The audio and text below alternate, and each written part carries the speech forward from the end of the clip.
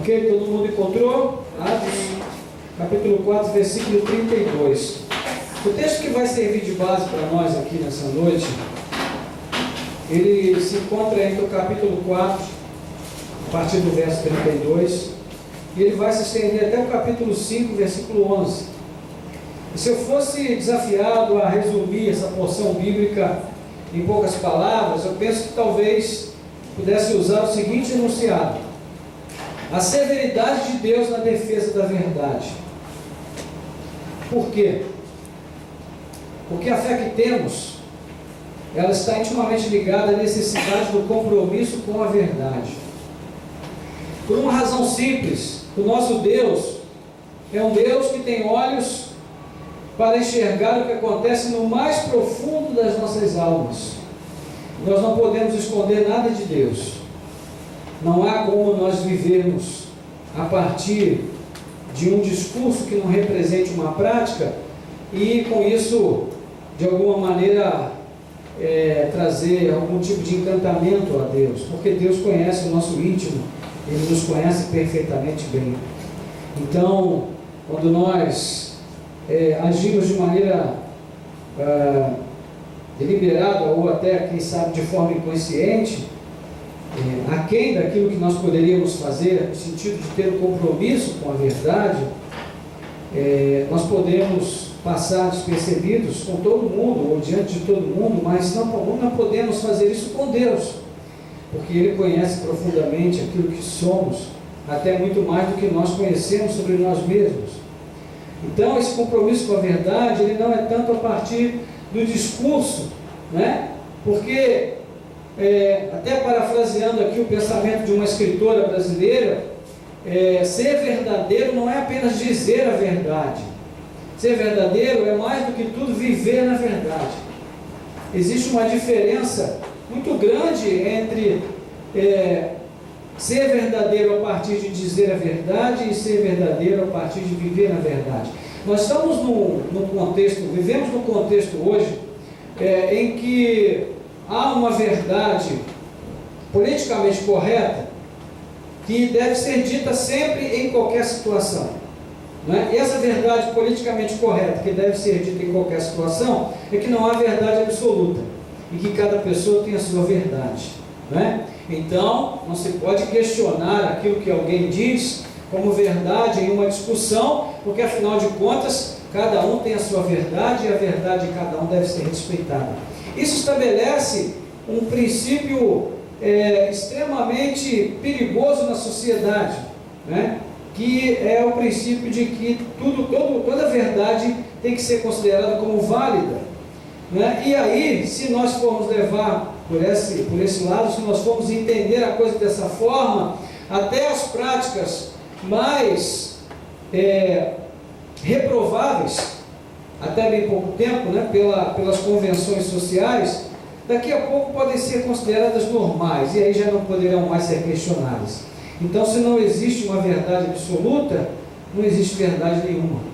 E tudo é possível, não é? É por isso que nós, como cristãos, nós cremos na palavra de Deus como fundamento da verdade, como a verdade acima de todas as outras, não é? O apóstolo Paulo vai dizer, escrevendo a Timóteo, que a igreja é a coluna e baluarte da verdade. Ou seja, a igreja tem um compromisso com a verdade, mas não a verdade da igreja, né? A verdade de Deus, a verdade que Deus revelou à igreja.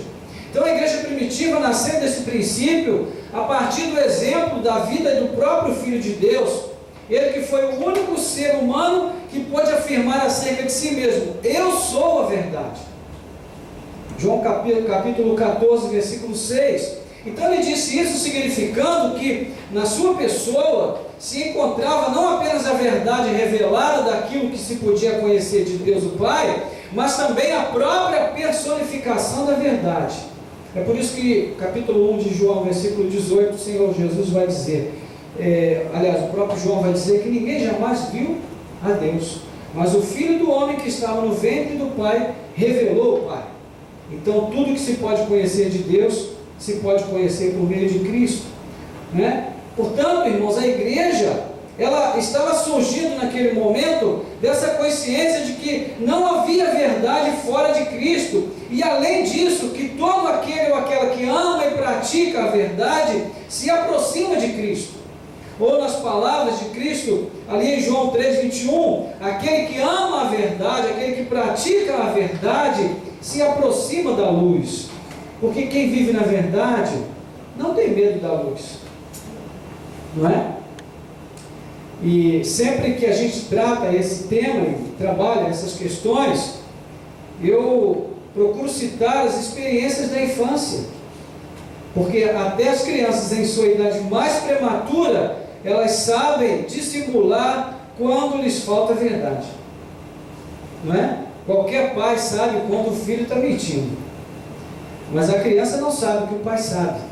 Então ela procura mentir com toda a competência e com toda a capacidade de convencimento para poder escapar do castigo, porque psicologicamente falando, e há um estudo profundo já de muitos anos em relação ao porquê das pessoas mentirem, mas basicamente a conclusão que se chega é que o homem mente para sobreviver no meio que ele vive. É um mecanismo de defesa, né? E a dissimulação faz parte da vida cotidiana das pessoas, de tal forma que há muitos que mentem com tanta competência que até os próprios acreditam nas suas mentiras, né? Então, essa questão da verdade é uma questão que está no cerne da vida cristã, e isso tem a ver com o texto que nós estamos considerando hoje, né? Portanto, a gente vai ler aí a partir do versículo 32 até o versículo 35, depois, por favor, mantenha a sua Bíblia aberta que nós vamos olhar os outros versículos até o final do capítulo, do versículo 11. Diz o texto que da multidão dos que creram, era um o coração e a alma, e ninguém considerava exclusivamente sua nenhuma das coisas que possuíam. Tudo, porém, lhes era comum. Com grande poder os apóstolos davam testemunho da ressurreição do Senhor Jesus, e em todos eles havia abundante graça. Pois nenhum necessitado havia entre eles, porquanto os que possuíam terras ou casas, vendendo-as, traziam os valores correspondentes e depositavam aos pés dos apóstolos. Então se distribuía a qualquer um à medida que alguém tinha necessidade. Muito bem. O que nós vamos encontrar aí? A igreja não se detinha e não buscava como referencial a ostentação. A igreja primitiva não tinha como preferência a busca por uma vida de ostentação, de aparência, ou de acumular tesouros nessa vida. Por quê? Porque a vida de Cristo, que era o referencial da vida da igreja, era uma vida que foi passada para a igreja como herança. O exemplo de Cristo, o testemunho de Cristo, o viver de Cristo. Então a vida de Cristo era uma vida extremamente simples, singela, modesta, e isso foi também assimilado pela igreja primitiva. Portanto, essas características, elas estão presentes na vida dos irmãos. No capítulo 2, versículo 46, pelo qual nós já passamos, do qual já falamos, nós vimos que esse era o modo de vida da igreja. Eles viviam com singeleza de coração, versículo 46 do capítulo 2. E é interessante perceber que verdade e simplicidade sempre vão andar juntas, porque são irmãs gêmeas. A verdade sempre usa poucas palavras. Você já percebeu que o mentiroso, normalmente na sua mentira, ele elabora uma mentira, né, com muitas palavras. Mas quem diz a verdade fala pouco, porque a verdade não precisa de muitas palavras. A mentira, a dissimulação, precisa de muitas palavras. E você deve estar perguntando, por que o pastor está falando tanto sobre verdade e mentira, se o texto não tem nada a respeito disso diretamente? Daqui a pouco nós vamos chegar lá. Mas, nesse primeiro momento, o que nós vamos perceber aqui é que o que acontece na igreja também tem a ver com uma vida vivida a partir do compromisso com a verdade.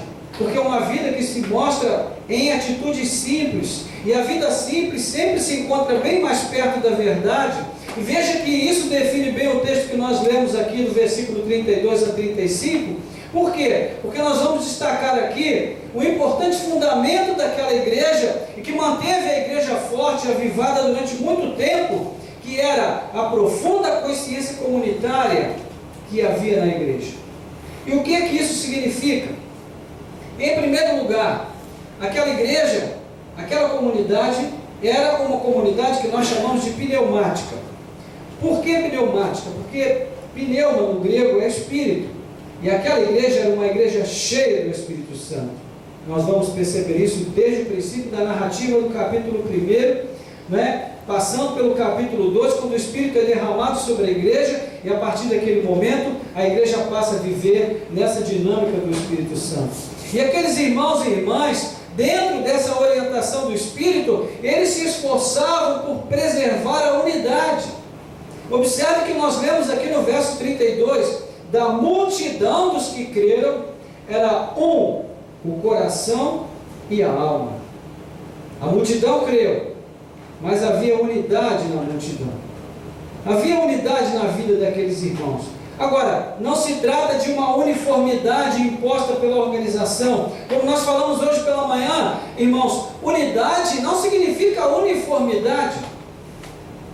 Para haver unidade tem que haver diversidade. Para haver unidade tem que haver divergência. É por isso que em muitos momentos, né, no contexto familiar, as pessoas desistem e puxam a cordinha para descer.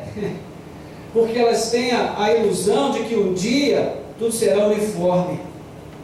Todo mundo vai pensar do mesmo jeito. Mas isso, irmãos, não é família nos moldes bíblicos. A família nos moldes bíblicos, ela diverge, ela discorda, ela discute até, mas em busca de um bem comum. Isso significa pensar em favor da unidade. A divergência é necessária para que haja unidade. Só pode haver unidade onde há diversidade. Então a igreja não era uma igreja uniforme no seu pensamento. Os irmãos tinham preferências diferentes, tinham pensamentos diferentes. Não há nada mais diferente do que o pensamento de Paulo e Barnabé, por exemplo, mas durante muitos anos eles viveram em unidade, porque eles tinham um objetivo comum. E o principal para eles era atingir o alvo que tinham como objetivo, e não as preferências e as individualidades de cada um deles. Então, essa comunidade que vivia cheia do Espírito, ela trabalhava em favor da unidade, em favor da manutenção da comunhão, da vida comunitária, ainda que a organização seja muito importante para a igreja, irmãos, porque a igreja precisa viver de maneira organizada. O fato é que o elemento catalisador da igreja é a presença do Espírito Santo no meio dela. Amém, queridos? Amém. Infelizmente, na igreja moderna, o Espírito Santo se tornou apenas um ícone de poder. As pessoas, quando falam a respeito do Espírito Santo, elas pensam em gente sapateando, em gente pulando, em gente falando em outras línguas, em gente profetizando. Isso tudo pode estar dentro do contexto pentecostal clássico da cultura brasileira evangélica. Mas, preferencialmente, vida no Espírito Santo é uma vida de pacificação, é uma vida de alegria, é uma vida de comunhão, é uma vida onde se trabalha em favor do grupo, em favor do corpo e não em favor do indivíduo. É isso que a palavra nos ensina a partir da experiência da igreja de Atos dos Apóstolos. Em segundo lugar, o mesmo Espírito que promovia essa interação entre os irmãos, essa busca pela unidade, também promovia o impulso da partilha. O que nós vamos ver aí? Uma igreja que vive na verdade e, consequentemente, tem como princípio a modéstia, a singeleza, a simplicidade. É uma igreja que sabe viver com pouco, assim como Cristo. E aí, nesse contexto, ela não encontra dificuldade em desconsiderar o imperativo do meu, porque o meu para ela não é tão importante quanto o nosso. O nosso é mais importante do que o meu. Veja o que diz o verso 32, segunda parte. Olha que coisa difícil. Ninguém considerava exclusivamente sua nenhuma das coisas que possuía. Tudo, porém, lhes era comum. Você já viu alguma criança ter prazer em repartir o brinquedo novo que ganhou? Difícil, porque o ser humano, ele já nasce com o imperativo do meu, ele nasce com isso estampado na sua alma, isso faz parte da nossa natureza decaída. Mas o Espírito Santo nos ensina a trocar o meu pelo nosso, e isso, meus irmãos, é fundamental para qualquer tipo de vida em comunidade, seja no contexto da conjugalidade, do marido com a esposa, seja na abrangência maior na vida com os filhos, depois com os netos, né? Quando vem a nora, quando vem o genro, e esse genro vai ter uma sogra, e as relações vão se estendendo, e cada vez mais é necessário que o meu seja trocado pelo nosso, porque senão não tem relacionamento, não há vida, não há família. O que existe é uma atmosfera de competitividade, estabelece o ódio muitas vezes, né? Porque não existe lugar mais perigoso para se viver do que no meio de uma família, gente. Pode ser um lugar extremamente abençoado, mas também pode ser um contexto de uma nocividade extraordinariamente grande. Então, o mesmo Espírito promovia esse impulso, partilha, e como disse certo comentarista bíblico, né, quando o Espírito Santo opera, contribuir é uma bênção, não é um fardo. Quando o Espírito Santo opera, contribuir é uma bênção e não um fardo. Por que tantas pessoas têm dificuldade de entender esse sentido da contribuição, da cooperação? Né? Porque falta essa presença do Espírito Santo para dirigir, para orientar, para diminuir o tamanho das coisas que são banais e aumentar o tamanho daquelas que são essenciais. O Espírito Santo é que dimensiona corretamente todas as coisas. Ele coloca cada coisa no seu lugar. E nós precisamos tanto disso no mundo em que nós vivemos hoje. Terceiro, esse tipo de vida, né, também como significado da ação do Espírito, é uma vida atraente, é uma vida motivadora. Nós vemos aí nos versos 33 e 35 que havia grande poder e também havia abundante graça e não havia nenhum necessitado. Onde existe abundante graça, não existe nenhum necessitado. Se existe necessitado, é porque não existe abundante graça. As duas coisas não podem conviver debaixo do mesmo contexto. Se há abundante graça, não pode haver necessitado, porque a graça é a graça que reparte, é a graça que se espalha, é a graça que alcança a necessidade do outro. Não é? Então aqui nós temos várias coisas. Primeiro, o poder de Deus e a simpatia das pessoas sempre vão se manifestar, né, onde existe esse tipo de vida movida pelo Espírito, essa vida pneumática, essa vida que reparte. Em segundo lugar, a graça torna-se abundante. E, gente, e a regra com Deus é uma regra muito simples. Preste atenção, a regra com Deus funciona assim: quanto mais cheio, mais vazio. Quanto mais vazio, mais cheio. É uma regra simples, não é? É difícil guardar isso? Não é. Quanto mais cheio de mim mesmo eu estiver, mais vazio eu estarei da graça de Deus. Quanto mais vazio de mim mesmo eu estiver, mais cheio eu vou estar da graça de Deus. Então é uma regra simples: quanto mais cheio, mais vazio. Quanto mais vazio, mais cheio. Não é? Depois, esta vida pneumática, essa vida cheia do Espírito, essa vida que coopera, que contribui, que vive em unidade, que se esforça pela unidade, pela partilha, também é uma vida que desfruta de um senso muito forte de responsabilidade mútua. 34 e 35, não havia nenhum necessitado, por quanto que possuíam terras, vendiam e traziam os valores correspondentes e depositavam aos pés dos apóstolos, então se distribuía a qualquer um à medida que alguém tinha necessidade. Não havia acepção. Quem tinha necessidade, levava. Assim funcionava na igreja primitiva. Não é? E aqui, já partindo para a conclusão dessa reflexão, nós vamos entrar no aspecto mais profundo desse texto de Lucas, que é a teologia do dar. A teologia do dar.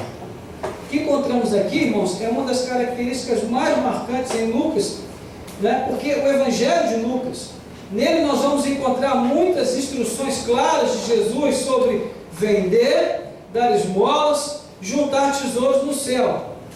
E isso vai ser registrado minuciosamente por Lucas e depois vai ser repetido por ele em vários momentos aqui, por exemplo, no livro de Atos dos Apóstolos.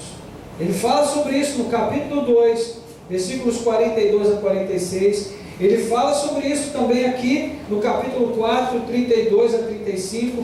Ele vai falar depois disso também no capítulo 9, quando ele vai citar o que aconteceu na casa de Cornélio. E até o capítulo 10 também, ele vai tratar desse assunto, mostrando que Deus prestava atenção nas orações de Cornélio, mas também prestava atenção nas suas esmolas. Olha só que coisa interessante. Ah, pastor, então isso significa que as obras também salvam. Não. Porque o que salvou Cornélio não foram as obras, foi a misericórdia de Deus. A misericórdia de Deus se manifestou na vida dele antes das obras. E foi por essa misericórdia que ele foi motivado a dar esmolas, a cooperar, a ser um homem caridoso e também um homem piedoso. Mas as esmolas, as contribuições, a liberalidade no dar, de acordo com Lucas, é um demonstrativo claro de uma vida cujo coração está sendo quebrantado por Deus. Sabe qual é a prova de religiosidade em Lucas? Não é o sapateado no poder, é a liberalidade no dar. E gente, isso é uma coisa muito clara, muito óbvia e muito simples de se entender. Que veja, um homem que é capaz de abrir mão de bens materiais em favor do outro, seja esse outro quem for, isso significa necessariamente que na vida desse homem, dessa mulher, dessa pessoa, de fato, houve uma grande transformação. Então, a grande questão que Lucas está colocando aqui é que nós precisamos alargar um pouco mais o nosso entendimento a respeito da verdadeira espiritualidade, porque ela é muito mais abrangente do que no primeiro momento nós pensamos, não é? Do ponto de vista dos judeus, essa prática de partilhar, de favorecer o pobre, ela vai encontrar o seu fundamento desde o Pentateuco, né? Deuteronômio capítulo 15, 7 e 8, o Senhor vai dizer: olha, cuidem dos pobres, não deve haver pobres entre vocês, porque aquele que tem mais deve compartilhar com aquele que nada tem, principalmente a partir da lei determinada ali no tempo do jubileu, onde todas as coisas deveriam ser restituídas, né? Agora, a prática que nós temos aqui observado no texto de Atos, ela vai exceder qualquer ordenança legal. Como dizia o William Barclay, a caridade da legislação nunca pode substituir a caridade do coração. A caridade da legislação nunca pode substituir a caridade do coração. Quando é o coração que move e se move para dar, o valor da caridade é real. Isso se torna bem claro na atitude de Barnabé, versículos 36 e 37. Esse homem que era levita, da cidade de Chipre, né?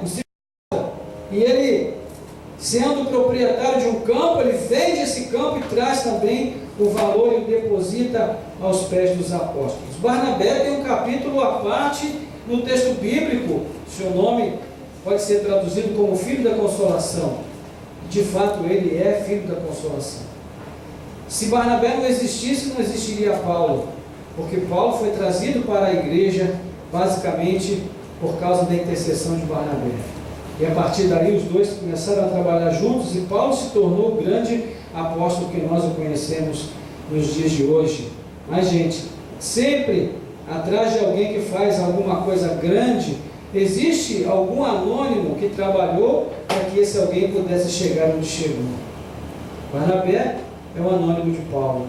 É uma pessoa que não quis aparecer, permitiu que Paulo se tornasse, né, alguém que Deus tinha um plano muito grande na vida dele, e contribuiu para que isso acontecesse sem nenhuma vaidade, porque era um homem de fato dotado do dom, da capacidade, né, da liberalidade como um dom extraordinário em sua vida. Agora, gente, algumas observações importantes a gente precisa fazer. A primeira observação é que, como diz aqui o comentário do Wordsworth a respeito desse texto, ele diz assim: olha, muitos dos recém-convertidos tinham vindo de regiões distantes para as festas judaicas, e eles dependiam da generosidade dos irmãos para suprir as suas necessidades básicas. Então, essas necessidades eram supridas à medida que elas surgiam. E o movimento de venda de imóveis, de bens, para que o dinheiro fosse entregue aos apóstolos, tinha como finalidade atender essas necessidades. E a segunda coisa importante também é entender que não podemos pensar que todos os cristãos vendiam tudo o que tinham e levavam o dinheiro e depositavam aos pés dos apóstolos. A verdade é que de tempos em tempos, alguns membros da igreja que eram movidos pelo Espírito, eles vendiam certas propriedades e doavam para uma espécie de fundo de amparo comunitário ali, que era administrado pelos apóstolos. Mas não era uma coisa constante, não era todo dia nem o tempo todo, né? Havia ações bem pontuais nesse sentido. E a gente conclui falando agora do erro de Ananias e Safira, no capítulo 5, porque veja, tudo isso daqui é muito bonito, não é? Extraordinário, esse exemplo de generosidade, de liberalidade dos irmãos. E Ananias e Safira, vendo tudo isso, desejaram também nos seus corações fazer algo igual, semelhante, né? Nós vamos também vender o campo que nós temos e vamos entregar os recursos para a igreja. Só que eles não tinham o dom da liberalidade que estava no coração de Barnabé. Gente, isso é algo que a gente precisa entender em relação ao nosso trato com Deus e com a igreja, é que uns foram chamados para apóstolos, outros para pastores e mestres, outros para evangelistas, outros para diáconos, outros para professores de escola dominical. Cada um tem a sua vocação. Nem todos podem fazer aquilo que acham que gostariam de fazer, que acham que podem fazer. Às vezes a gente quer, mas não temos a capacitação dada pelo Senhor. Quando vamos tentar fazer, o que fazemos acaba não repercutindo da maneira que desejávamos, porque não é fruto de algo que de fato Deus semeou em nossos corações. Às vezes é apenas pura vontade nossa. E isso aconteceu ali com Ananias e Safira. Eles, vendo o movimento da igreja, se sentiram empolgados, né? E quando o texto vai falar a respeito da ação de Ananias e Safira, já começa com entretanto. Ou seja, mostrando que, diante da atitude de Barnabé, a atitude deles foi uma atitude totalmente diversa. Entretanto, certo homem chamado Ananias, com sua mulher Safira, vendeu uma propriedade. Ou seja, estavam indo bem, né? Mas, já tem aí uma adversativa, mas, novamente, em acordo com sua mulher, reteve parte do preço e, levando o restante, depositou aos pés dos apóstolos. Ou seja, num primeiro momento, parece que eles haviam combinado de vender o que eles tinham, de entregar tudo para o serviço de Deus. Mas quando eles viram a quantia, eles mudaram de ideia. E a pergunta é: havia alguma coisa de errado se eles tivessem decidido vender o campo e ficar com o dinheiro todo para eles e não terem feito nenhuma promessa para Deus? Havia algo de errado nisso? Não. É o que Pedro vai dizer para eles. Versículo 3, né? Pedro disse: Ananias, por que encheu Satanás teu coração para que mentisses ao Espírito Santo, reservando parte do valor do campo? Conservando, porventura, não seria teu? E vendido, não estaria em teu poder? Como, pois, assentaste no coração este desígnio? Não mentiste aos homens, mas a Deus. Ou seja, por que a mentira de Ananias não foi aos homens, mas foi a Deus? Porque a mentira de Ananias foi uma mentira feita de maneira íntima, pessoal. Entende? Pedro não sabia que ele tinha retido parte do dinheiro. Ninguém sabia, mas Deus sabia. Então ele não mentiu a Pedro, não mentiu à igreja, ele mentiu ao Espírito Santo. Porque o Espírito Santo sabia que ele havia vendido uma parte, o terreno, e havia retido uma parte. A questão não era ele ter retido a parte, a questão foi de tentar expressar uma espiritualidade que ele não tinha. E essa é uma questão importante que a Bíblia vai considerar, porque, irmãos, o texto de Salmo 51, versículo 6, o salmista vai dizer: Senhor, tu te comprases da verdade no íntimo, e no recôndito me fazes conhecer a sabedoria. Ou seja, a verdade para Deus é algo que tem que estar no íntimo, não na boca. É por isso que no começo nós falamos, não é? Que a verdade, viver a verdade, ser verdadeiro, não é tanto algo que se faça com palavras, né? Não basta falar a verdade, é fundamental viver a verdade. Falar a verdade serve para os homens, mas para Deus só serve viver a verdade. Porque aquilo que eu faço no secreto da minha vida, a maioria das pessoas não vê, não enxergam, não podem enxergar, não podem descobrir, mas Deus está vendo. Lembra das palavras de Jesus a Natanael? Quando Jesus vai chamar Natanael fica meio duvidoso se Jesus era realmente o Messias. Jesus diz para ele: olha, Natanael, eu te via lá debaixo da figueira, quando você estava ali, fazendo tal coisa assim, mas você é um homem de valor. E Natanael pensou: epa, Deus conhece, irmãos, Ele sabe, Ele sonda corações e mentes. Não há como esconder absolutamente nada de Deus. Portanto, a grande questão aqui não é a verdade do discurso, mas é a verdade da vida, né? Tem uma frase do George MacDonald que diz o seguinte: metade da infelicidade do mundo decorre da tentativa de aparentar em lugar da tentativa de ser. E vamos pensar um pouquinho na sociedade a qual nós fazemos parte. Não é isso que domina a nossa sociedade, gente.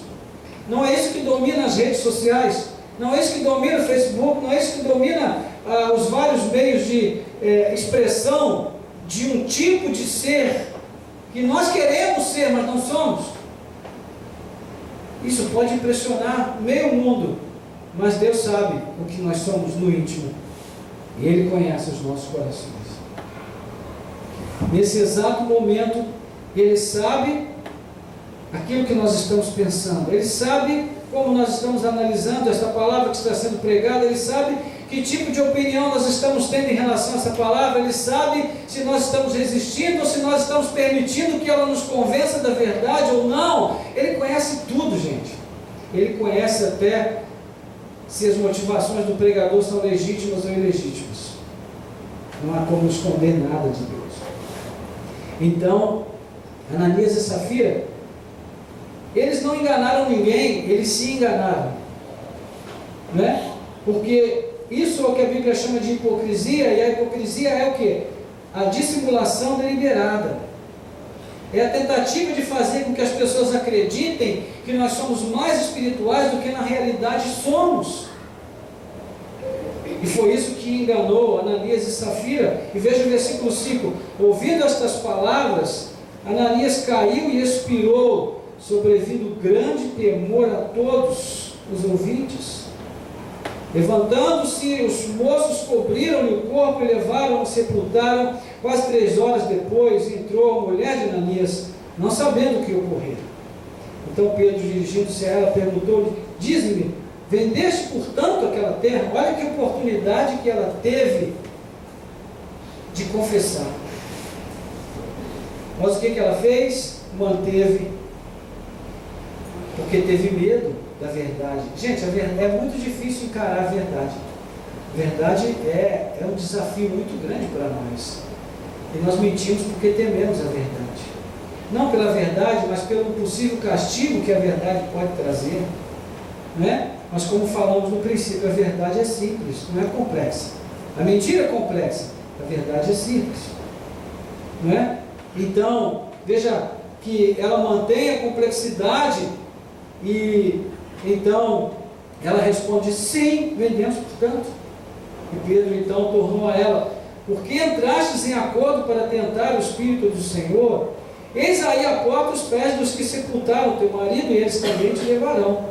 No mesmo instante caiu ela aos pés de Pedro e expirou. Entrando os moços, acharam-na morta e levaram-na, sepultaram-na junto do marido. E sobreveio grande temor à igreja e todos quantos ouviram a notícia destes acontecimentos. Ou seja, foi algo calamitoso o que aconteceu, né?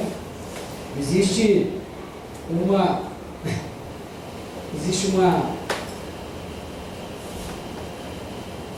poema antigo que fala sobre essa questão da fachada, não é? Que a gente muitas vezes se deixa enganar por ela. E esse poema diz assim: constrói da igreja a fachada como a de uma catedral requintada, então, querendo enganar o Senhor, fazem os fundos sem qualquer primor. Ou seja, e quando eu li esse poema, até pensei: graças a Deus que a gente está cuidando dos fundos da igreja. Louvado seja, porque de fato é uma realidade, mas na vida, trazendo para a nossa realidade espiritual, precisamos cuidar, irmãos, da fachada e também precisamos cuidar do interior. Precisamos cuidar de todas as partes dessa igreja que nós queremos oferecer a Deus para que Ele habite nela, para que Ele venha morar nela e seja de fato um lugar que o agrade. Nós vamos encontrar na Bíblia vários momentos em que Deus criou um fato extraordinariamente forte para impactar um tempo de mudança. Não é? Deus consumiu a família de Corá quando eles estavam ali testando a Deus para ver até que ponto Deus podia de fato exercer o seu juízo através da vida de Moisés. E a Bíblia diz que a terra se engoliu 3.000 pessoas. Nadab e Abiú foram com fogo estranho diante de Deus, testando a Deus para ver até onde Deus ia. Assim como os nossos filhos fazem com a gente, né? O adolescente adora testar os pais, mas nós fazemos também isso com Deus. Não deu certo também para Nadab e Abiú, e foram consumidos na presença de Deus. E outros tantos exemplos, onde Deus estabeleceu o seguinte: há um critério para o reino. O critério do reino é viver a verdade. E nesse momento a severidade de Deus vai defender a verdade, mais uma vez, como critério único, né, e fundamental para a vivência da igreja. Porque, irmãos, independentemente do fato de ter sido a palavra de Pedro ou não que matou Ananias e Safira, não é? Inclusive conta-se que certa vez o rei Eduardo I, ele se enfureceu tanto com um dos seus servidores lá, que diante da expressão de ira do rei, o homem caiu morto de puro medo, né? E é uma história que vai mostrar que pode ter acontecido isso também ali com Ananias e Safira, principalmente diante da autoridade dos apóstolos. Agora, não importa se foi por um motivo ou por outro, o que importa é que Deus estava ali estabelecendo o princípio. A verdade precisa predominar no reino, não é? Houve um grande puritano chamado Oliver Cromwell, que foi o líder do movimento puritano na Inglaterra, e dizem que o certo pintor, quando foi pintar o seu quadro, e Oliver Cromwell também era um homem muito severo, né, diz que o homem foi pintar o quadro e omitiu as verrugas de Oliver Cromwell. E quando ele foi olhar o quadro que havia sido pintado, ele disse para o homem: leve de volta e pinte com verrugas e tudo. Ou seja, Eu não quero que esconda os meus defeitos. Não quero que mostre uma imagem desfigurada daquilo que eu sou. Eu quero que mostre aquilo que eu sou de fato. Né? Então, irmãos, a nossa oração é que Deus nos dê coragem para que a gente não esconda nossas verrugas e para que nós possamos trabalhar para que um dia Deus possa limpar a nossa pele completamente e nós possamos estar em Sua presença sem nenhuma anomalia. Não é? Nós temos essa esperança, porque Paulo diz ali em Efésios capítulo 5 que Cristo está trabalhando para apresentar a si mesmo a sua igreja sem rugas, sem mancha, sem mácula e nem coisa alguma que possa envergonhá-lo. Nós queremos que Cristo vai fazer isso, mas enquanto estamos nessa vida, irmãos, sejamos apenas aquilo que podemos ser, com toda a verdade, com toda a sinceridade diante de Deus. Paulo nos convida a entrarmos na presença de Deus com os asmos da sinceridade e da verdade. Ninguém pode ser nada além daquilo que é.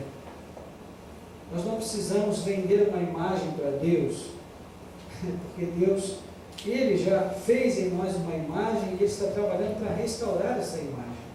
É isso que Ele deseja em nossas vidas. Né? Então, Ananias e Safira tiveram um fim muito triste. Como falamos pela manhã a respeito de Adão e Eva, não podemos dizer que eles perderam a salvação, porque o texto não nos dá base para isso. Né? Possivelmente o que aconteceu com eles foi simplesmente terem perdido a vida física, mas a grande questão aqui é tentar a Deus. Né? Até onde eu posso ir nas liberdades que eu tomo com a bondade de Deus? Adão e Eva fizeram isso. Poxa, Deus falou que não, mas será que a gente esticar um pouquinho a corda? Será que Ele não vai dar uma recuada e falar, não, vamos deixar, porque afinal de contas é só mais uma árvore?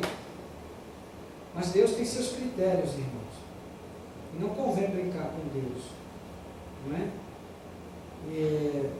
Ananias e Safira eram crentes, eles faziam parte da comunidade de fé, tanto é que eles participaram daqueles eventos de doação, e eles perceberam isso, e também em função disso eles tiveram como propósito fazer algo semelhante, mas perderam a vida física, morreram antes do tempo, de maneira trágica e até de certa forma vergonhosa, porque desonraram o propósito de ter compromisso com a verdade.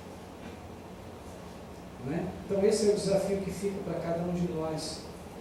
Esse acontecimento despertou grande temor no coração dos irmãos, produziu uma influência purificadora extraordinária, e aqui a gente vai encontrar pela primeira vez, né, a citação no livro de Atos da palavra igreja, que é uma palavra usada no grego para se referir ao chamado dos cidadãos gregos para que eles saíssem de suas casas e se ajuntassem em assembleias públicas para discutir questões cívicas, né?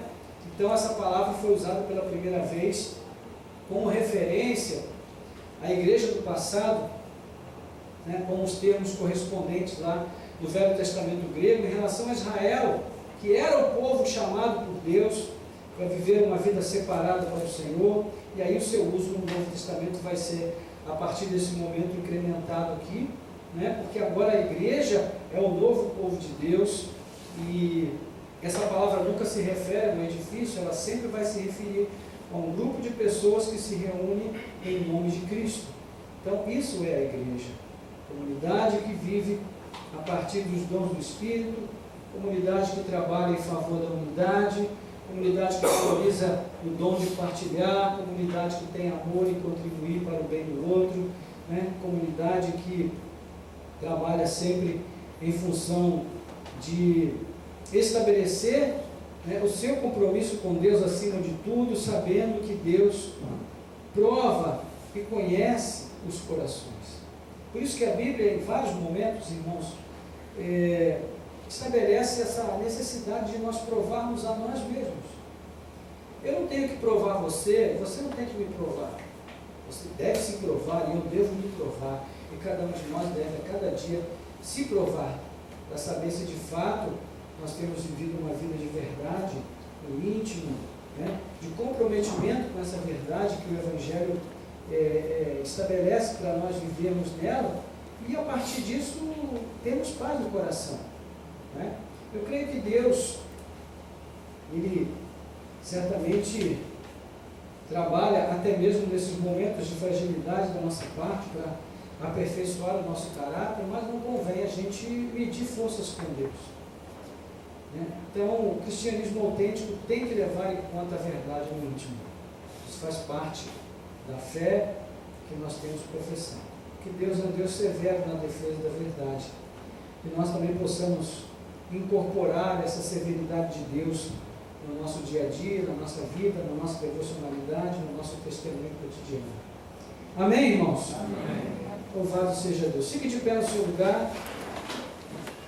Senhor nosso Deus e Pai, somos gratos a Ti. Bendito seja o Teu nome por essa noite, pelo privilégio de podermos chegar à Tua casa para oferecer culto ao Senhor. Obrigado, Senhor, porque na Tua presença nós temos alegria de partilhar os dons do Espírito, ó Deus, de viver essa comunhão que sara, que restaura, que renova, que reaviva, que estabelece a força e o poder para testemunhar de Cristo e para viver nesse mundo uma vida de santidade, de separação, de retidão na Tua presença. Senhor, nós somos limitados, vivemos, ó Deus, pressionados por um mundo que cultua a mentira, onde a dissimulação faz parte do sistema, e em muitos momentos no nosso local de trabalho, e até mesmo compartilhando de algumas situações com irmãos, ó Deus, de outras denominações, e talvez até da nossa própria denominação, às vezes ouvimos até palavras que sugerem que façamos concessões, mas Senhor, onde vamos parar com as concessões? Se nós começarmos a negociar a integridade, onde ficará o lugar da verdade em nossas vidas? Pai, se nós não tivermos como princípio de vida a severidade na defesa da verdade, como nós vamos chegar diante de Ti, se o Senhor é o Deus que conhece os corações e prova as mentes? Então, Pai, nessa noite nós te pedimos, em nome de Jesus, envia o Teu bom Espírito, derrama, Senhor, em nós essa presença gloriosa do Espírito, para que Ele nos capacite a viver comprometidos com a verdade, com a integridade, de tal maneira que isso nos leve a uma vida simples, a uma vida modesta, sem ostentação, sem inquietações, de tal maneira, ó Pai, que os recursos que nos vêm à mão possam ser também um veículo, ó Pai, de alívio para quem sofre, um veículo de alento para tantas vidas que passam sufoco e aperto diante de nós e perto de nós, Senhor, e que chega ao nosso conhecimento, e nem sempre nós temos condições de atender, porque nos falta o recurso, uma vez que em muitos momentos nós temos, ó Pai, assimilado muitos compromissos. Então te pedimos, ajuda-nos a simplificar a vida, Pai, especialmente nesse tempo de crise, quando é necessário cortar tudo aquilo que é supérfluo das nossas vidas. Isso certamente nos fará bem em todos os sentidos, mas, ó Deus, que seja a motivação principal, a oportunidade de repartir um pouco, Senhor. Porque, ó Deus, há muito sofrimento aí ao redor, muita gente passando dificuldade, até pessoas da nossa própria família, Senhor. Ó Deus, nós vamos expressar, ó Deus, nosso compromisso com Cristo se nós não expressarmos de maneira efetiva, através de ações concretas. Senhor, não basta que as nossas palavras falem da verdade, nós precisamos viver a verdade. Então nós te pedimos, dá-nos a coragem necessária para isso, Senhor. Dá-nos a coragem de encarar a verdade, que é extremamente desafiadora. Como é cômodo viver a mentira. Como é cômodo, Senhor, mentirmos até para nós mesmos. Mas, ó Deus, o pai da mentira não é o Senhor. E nós não queremos nenhum compromisso com o pai da mentira.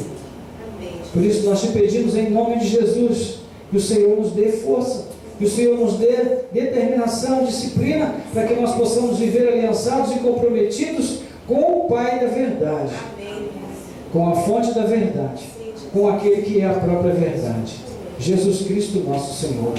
Ajuda-nos, ó Deus, para que na nossa vivência, no nosso dia a dia, o nosso cristianismo seja muito mais do que aparência. Que a nossa igreja possa cuidar da fachada e de todas as partes que a constituem, Senhor. Que a nossa igreja seja, ó Deus, verdadeira, por dentro e por fora. Que o templo do Senhor, que é representado em cada um de nós, esteja ornamentado em todas as suas partes, em todas as suas divisões, em todos os seus setores, para receber o derramamento desse Espírito e que Ele tenha prazer de viver em nós, ó Deus, por meio de nós. E através das nossas vidas alcançar outras pessoas. Ó Senhor, nós te pedimos e te agradecemos pela tua palavra, que nos desafia, mas que também nos consola, porque nós sabemos que existe o Espírito trabalhando na igreja. Ele move os corações, Ele transforma as vidas, Ele muda as pessoas, Ele muda a maneira de pensar, Ele muda a maneira de encarar a realidade, Ele muda a forma de se relacionar com as coisas materiais, Ele muda tudo, e isso enche o nosso coração de esperança, Senhor, porque há tantas coisas em nós que precisam ser mudadas, há tantas coisas nas pessoas que nós amamos que precisam ser mudadas, e somente o Teu Espírito pode realizar essas mudanças. Então nós te pedimos, Senhor, muda aquilo que é necessário. Nós te pedimos e te agradecemos, ó Deus, entregamos as nossas vidas em tuas mãos, na esperança de que o Senhor nos capacite a vivermos um cristianismo comprometido com a verdade no íntimo, e esse seja nosso alvo, a nossa diretriz, a nossa meta. Nós te pedimos e te agradecemos em nome de Jesus. Amém.